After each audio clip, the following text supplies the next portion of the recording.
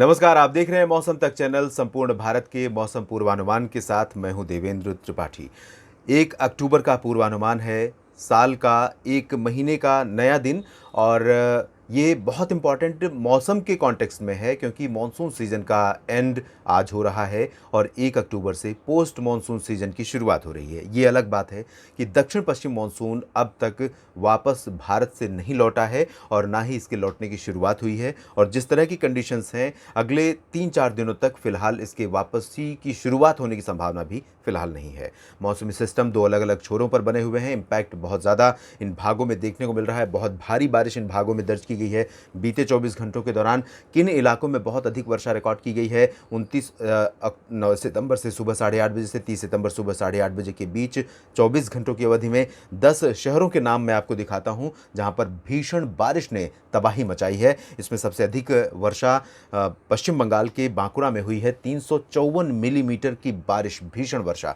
पुरुलिया में 175 मिलीमीटर की व्यापक वर्षा रिकॉर्ड की गई है। अमरेली में गुजरात में 131, केशोद में 115, वेरावल में 113 मिलीमीटर की भीषण वर्षा हुई है। द्वारका में भी 89 मिलीमीटर बारिश हुई है और द्वारका इन सभी क्षेत्रों में आज बहुत ज़्यादा बारिश होगी। आज दिन में भी, शाम में, रात में इन जगहों पर बहुत अधिक वर्षा, द्वारका, पोरबंदर और आसपास के इलाकों, जामनगर तक बहुत भारी बारिश होगी। ओखा में 71, राजकोट में भी 70 मिलीमीटर की वर्षा रिकॉर्ड की गई। त्रिपुरा के अगरतला में 65 मिलीमीटर बारिश हुई है, तो भावनगर गुजरात में 65 मिलीमीटर की वर्षा दर्ज की गई है। ये स्थिति है। दोनों मौसमी सिस्टम यहाँ पर अपना प्रभाव अभी भी दिखा रहे हैं। अगले 2-3 दिनों तक इस सिस्टम का प्रभाव यहाँ पूर्वी भारत के तमाम इलाकों पर रहेगा। हालांकि ये बहुत इंटेंस होने के बावजूद बहुत बड़े इलाके को प्रभावित नहीं कर रहा है। जिन इलाकों से ये गुजर रहा है उन भागों पर इसका ज़बरदस्त इम्पैक्ट दर्ज किया जा रहा है, देखने को मिल रहा है और तबाही मचा रहा है। और दूसरी तरफ ये जो system well mark low pressure के रूप में बना हुआ था, ये अब गुजरात के तटों को पार कर गया है और डिप्रेशन बन चुका है। अगले 24 घंटों में इसके साइक्लोनिक स्टॉर्म बनने की आशंका है। और जैसा कि आप जानते हैं, ये पूरब में बंगाल की खाड़ी से उठा था और इसके बाद उड़ीसा तथा आंध्र प्रदेश के तटों को पार करने के बाद भारत के ज़मीनी भागों से होते हुए गुजरात पर पहुंचा और जिस डायरेक्शन में ये जा रहा है उसी डायरेक्शन में आगे बढ़ेगा, वेस्टर्ली डायरेक्शन में आगे बढ़ेगा। पाकिस्तान और ईरान के सीमा पर पहुंचने के बाद इसके साइक्लोनिक स्टॉर्म बनने की आशंका है और ये वेस्टर्ली डायरेक्शन में ही जाता रहेगा और खाड़ी पर जाकर इसका लैंडफॉल होगा। पाकिस्तान के तटीय इलाकों में, ईरान के तटवर्ती रीजन्स पर इसका इम्पैक्ट ज़बरदस्त हो सकता है। भीषण बारिश और तूफानी हवाओं के साथ यहाँ पर तबाही मच सकती है कुछ इलाकों में, लेकिन तटवर्ती रीजन में, अंदरूनी भागों पर इसका इम्पैक्ट नहीं होगा क्योंकि लैंडफॉल ये इन दोनों देशों के ज़मीनी भागों पर नहीं करेगा। भारत के क्षेत्रों के कॉन्टेक्स्ट में, संदर्भ में अगर देखें तो गुजरात पर इसका इम्पैक्ट अगले 24 घंटों तक कम से कम बरकरार रहेगा, सौराष्ट्र और कच्छ रीजन पर। और इनडायरेक्ट इम्पैक्ट इसका भारत के महाराष्ट्र के जो तटवर्ती रीजन है, कोंकण, गोवा और कुछ उत्तरी मध्य महाराष्ट्र, मध्य प्रदेश के दक्षिण पश्चिमी इलाकों में और राजस्थान के दक्षिणी पश्चिमी क्षेत्रों में कुछ स्थानों पर इसका इम्पैक्ट इनडायरेक्ट रूप में दर्ज किया जाता रहेगा। कोस्टल रीजन पर यहाँ पर भी इम्पैक्ट रहेगा क्योंकि ये हवाएं इसके प्रभाव से थोड़ा सा अट्रैक्ट हो रही हैं भारत के पश्चिमी तटवर्ती रीजन्स पर, जिसके कारण कोस्टल कर्नाटक और तटीय केरल के तमाम इलाकों में और लक्षद्वीप तक मानसून की सक्रियता अगले 24 घंटों तक बनी रहेगी कम से कम। और उसके बाद 1 अक्टूबर से पोस्ट मानसून सीजन शुरू होगा, तब सिचुएशंस बदलेंगी नहीं बदलेंगी इसके बारे में हम अगले बुलेटिन्स में बात करेंगे। ये स्थिति है अभी की और आने वाले समय में किस तरह की बारिश होने की संभावना है, आइए जानते हैं। पूर्वी भारत के भागों से शुरुआत करेंगे जहां पर भीषण वर्षा पश्चिम बंगाल के तमाम इलाकों में और पूर्वोत्तर भारत के कुछ क्षेत्रों में देखने को मिली है। और ये सिस्टम जैसे जैसे आगे बढ़ रहा है, इसके प्रभाव से आशंका ये है कि जिस तरह का प्रोजेक्शन यहाँ पर आप देख रहे हैं झारखंड पर, इससे ज़्यादा बारिश की संभावना यहाँ पर नज़र आ रही है। आपको बता दें कि ये जो well mark low pressure area है इस समय झारखंड के पूर्वी और उत्तरी और उत्तर पश्चिमी इलाकों पर पहुँचा है। ये यहाँ पर लगभग इसकी लोकेशन है, ये आप देख सकते हैं, गया और जो वेस्टर्न और नॉर्थ वेस्टर्न झारखंड का पार्ट है यहाँ पर। तो इन भागों में इसका इम्पैक्ट तो रहेगा ही रहेगा, आसपास के तमाम इलाके भी प्रभावित होंगे। और ये पश्चिमी दिशा में बढ़ रहा है, वेस्ट ईस्ट उत्तर प्रदेश के ऊपर इसके जाने की संभावना है, लेकिन इसके जो मूवमेंट है, इसका जो मूवमेंट है वो बहुत स्पीड नहीं है, तो बहुत तेज़ी से आगे निकल जाएगा, दिल्ली तक पहुंच जाएगा, ऐसी संभावना, ऐसी आशंका नहीं। आमतौर पर ऐसा होता है कि जब सिस्टम आते हैं तो जिस ट्रैक पर निकलते हैं आगे बढ़ते चले जाते हैं, लेकिन अब मॉनसून सीजन एंड होने को है, तो ऐसे में जो हवाओं की दिशा है एक सेट पैटर्न लंबी दूरी तक हवाओं का नहीं रहेगा। हवाएं अब बदलने लगेंगी।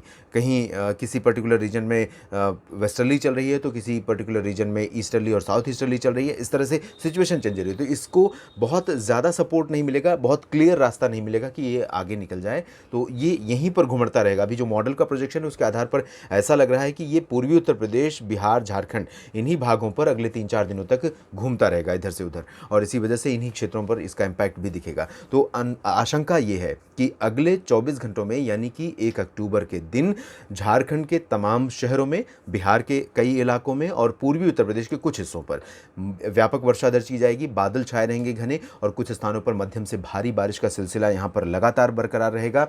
और झारखंड, बिहार के जो इलाके एडजॉइनिंग रीजन्स हैं वेस्टर्ली, इन भागों में कई जगहों पर, जिसमें गया, पटना तक उम्मीद कर सकते हैं कि भारी वर्षा दर्ज की जाएगी। और साथ ही साथ झारखंड के उत्तर पश्चिमी इलाकों में, इन भागों में कई जगहों पर भारी वर्षा होगी। उत्तर प्रदेश में भदोही, रॉबर्ट्सगंज और मिर्ज़ापुर तथा आसपास के इलाकों में वाराणसी, गाजीपुर, मऊ, बलिया, आजमगढ़, जौनपुर, इन सभी क्षेत्रों में कुछ स्थानों पर हल्की से मध्यम बारिश के साथ कहीं कहीं पर भारी वर्षा का क्रम शुरू हो सकता है। बिहार के क्षेत्रों में पूर्वी इलाकों पर भी, यानी दरभंगा, किशनगंज, पूर्णिया, अररिया, और यहाँ झारखंड में अगर हम देखें तो झारखंड के तमाम इलाकों में डाल्टनगंज के साथ साथ जमशेदपुर, देवघर, दुमका और रांची, इन सभी भागों में भी कई जगहों पर मध्यम से भारी वर्षा होगी। कोलकाता समेत पश्चिम बंगाल की गंगीय क्षेत्रों में भी अभी बारिश का जो प्रकोप है, बारिश के कारण जिस तरह से जनजीवन पर इम्पैक्ट पड़ रहा है, वो अभी ख़त्म नहीं हुआ है। तो यहाँ पर उम्मीद कर सकते हैं कि कुछ इलाकों में भारी बारिश का सिलसिला लगातार बना रहेगा आगामी 24 घंटों के दौरान भी। और इंटेंसिटी ज़रूर 300-400 मिलीमीटर की नहीं होगी, रिड्यूस हो जाएगी, लेकिन कई शहर ऐसे हो सकते हैं जहां पर 100 मिलीमीटर तक बारिश का आंकड़ा जा सकता है। उप हिमालय पश्चिम बंगाल और सिक्किम में भी मध्यम से भारी वर्षा हो सकती है। जबकि हम पूर्वोत्तर भारत की तरफ चलेंगे तो यहाँ पर असम, मेघालय, अरुणाचल प्रदेश, नागालैंड, मणिपुर, मिजोरम और त्रिपुरा के रीजन्स में कहीं कहीं पर हल्की से मध्यम, कुछ एक इलाकों में तेज़ वर्षा का अनुमान है। खासतौर पर शिलोंग और आसपास के इलाकों में, चेरापूंजी में भी मध्यम से भारी बारिश हो सकती है, मेघालय में। जबकि अगरतला में कुछ स्थानों पर तेज़ वर्षा की संभावना है। बाकी जो रीजन्स हैं, इन भागों में लाइट टू मॉडरेट रेन की ही संभावना है। इसके बाद पूर्वी उत्तर प्रदेश से होते हुए हम उत्तर प्रदेश के मध्य भागों की बात करें तो यहाँ मॉइस्चर पहले से पहुँच रहा है तराई वाले रीजन्स में, नेपाल के रास्ते होकर और नेपाल और इससे सटे भागों पर। तो उम्मीद कर सकते हैं कि बहराइच और लखीमपुर खीरी तथा बरेली, शाहजहांपुर, इन रीजन्स में कुछ स्थानों पर मध्यम बादल आ सकते हैं, मध्यम या लो ऊंचाई वाले, निचली ऊंचाई वाले, और इन बादलों से कुछ उम्मीद कर सकते हैं आप बारिश की। हालांकि ये पोस्ट मानसून की बारिश होगी, भले ही मानसून वापस नहीं लौटा है। और इसके बाद वेस्टर्न पार्ट्स में चलें उत्तर प्रदेश के तो यहाँ पर मेनली ड्राई वेदर रहेगा, लेकिन आगरा, मथुरा, अलीगढ़ और बागपत, बदायूं और मेरठ, मुरादाबाद, सहारनपुर, बिजनौर, गौतम बुद्ध नगर, बुलंदशहर, इन सभी क्षेत्रों में कुछ स्थानों पर आंशिक बादल छाने, कहीं कहीं पर गर्जना के साथ हल्की बूंदाबांदी या रिमझिम फुहारें पड़ने की संभावना बन सकती है, पैची रेन्स हो सकती हैं। और उत्तराखंड में कुछ स्थानों पर मध्यम से भारी वर्षा का क्रम लगातार बना रहेगा। नैनीताल, पिथौरागढ़, देहरादून, हरिद्वार, ऋषिकेश, इन भागों में मध्यम से तेज बौछारें गिर सकती हैं।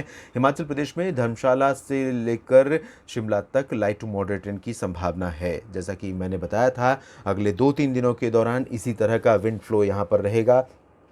उत्तराखंड से लेकर जम्मू कश्मीर तक उत्तराखंड पर इंटेंसिटी ज़्यादा रहेगी, इससे कम रहेगी हिमाचल प्रदेश में और इससे कम रहेगी जम्मू कश्मीर में।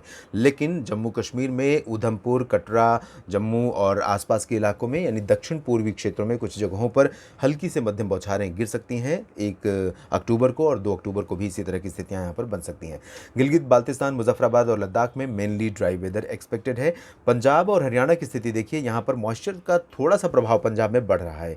इसकी वजह पाकिस्तान पर एक सर्कुलेशन है, उसका इम्पैक्ट है। और आपने देखा होगा कि हमने जिक्र भी किया था कि इस तरह की स्थितियां यहाँ पर बन सकती हैं। लाइट रेन यहाँ पर हो सकती है अमृतसर, फाजिल्का, श्री मुक्तसर साहिब, तरन और पठानकोट में। कहीं कहीं पर लुधियाना और मोगा, बरनाला में भी हल्की वर्षा हो सकती है। और यही स्थितियाँ हमें हरियाणा में भी देखने को मिल सकती हैं, चाहे वो उत्तरी क्षेत्र हो या दक्षिणी क्षेत्र, चरखी दादरी, झज्जर, रेवाड़ी, महेंद्रगढ़, पलवल, गुरुग्राम और फरीदाबाद, नूह, इन भागों में। राष्ट्रीय राजधानी दिल्ली में भी ऐसी ही स्थितियाँ रहेंगी। राजस्थान में पश्चिमी भागों में लाइट रेन की संभावना रहेगी। गंगानगर और बीकानेर, बाड़मेर, जैसलमेर में, जोधपुर, जालौर तथा जो मध्य क्षेत्र और पूर्वी क्षेत्र हैं, भीलवाड़ा, उदयपुर, डूंगरपुर, प्रतापगढ़, सिरोही, चित्तौड़गढ़ और कोटा, सवाई माधोपुर, इन भागों में हल्की से मध्यम बौछारें गिर सकती हैं। राजधानी जयपुर में भी हल्की वर्षा होने की संभावना यहाँ पर रहेगी, लेकिन भारी वर्षा राजस्थान के लोगों को अब परेशान नहीं करेगी। लेकिन जैसा कि मैंने बताया था, इस सिस्टम का, साइक्लोनिक स्टॉर्म का इम्पैक्ट, संभावित इम्पैक्ट यहाँ पर देखने को मिल सकता है इनडायरेक्ट रूप में। तो जैसलमेर, बाड़मेर, जालौर का जो ये रीजन है और ये उदयपुर, भीलवाड़ा तक का रीजन है, इन भागों में इंटेंसिटी अचानक बढ़ सकती है बारिश की कुछ समय के लिए। बहुत तेज़ बारिश का झोंका आ सकता है, तेज़ हवाओं के साथ लाइटनिंग स्ट्राइक बहुत ज़बरदस्त हो सकती है, क्योंकि बादल बहुत थिक होंगे। तो ऐसे में घने काले बादलों के बीच बहुत तेज़ गड़गड़ाहट के साथ बारिश का थोड़ा सा स्पेल आ सकता है, लेकिन सस्टेन नहीं करेगा, टिकेगा नहीं बारिश का स्पेल, और बहुत देर तक बारिश नहीं होगी, बहुत मुश्किलें नहीं पैदा होंगी। लेकिन अलर्ट पर रहने की ज़रूरत इन भागों में अगले 24 घंटों के दौरान कम से कम रहेगी। सेंट्रल इंडिया में चलें तो गुजरात पर बारिश का जो प्रकोप था वो अब कम होता हुआ नजर आ रहा है। हालांकि कुछ क्षेत्र अभी भी बारिश का इंतजार कर रहे हैं, उत्तर पूर्वी इलाकों में, और ये जो उत्तरी इलाके हैं, साबरकांठा, बनासकांठा, महसाना, पाटन और पालनपुर, इन भागों में, लेकिन बारिश हुई भी है। और अगले 24 घंटों के दौरान उम्मीद है कि समूचे गुजरात के रीजन में लाइट से मॉडरेट रेन लगातार जारी रहेगी।